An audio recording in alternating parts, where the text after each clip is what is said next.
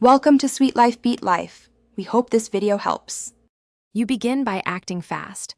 Wipe excess chocolate off the rim, then place the filled plastic mold upright on a tray. Put it in the freezer for 20 to 40 minutes so the chocolate contracts away from the plastic. Once solid and cold to the touch, you'll have a small gap forming between chocolate and mold. This is the key. Make sure molds sit flat to avoid warping, and keep them in a single layer for even cooling. You flip the frozen mold onto a towel or cutting board, then apply steady, controlled pressure. Start by flexing the plastic edges away from one cavity, and you'll see the piece begin to release. Use a light tap on the base to encourage separation. Don't force it. Once one piece moves, work sequentially so the rest follow.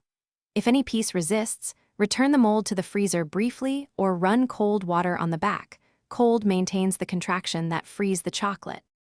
You finish by letting the popped chocolates relax for 2 to 3 minutes at room temperature so surface condensation is avoided, then handle gently.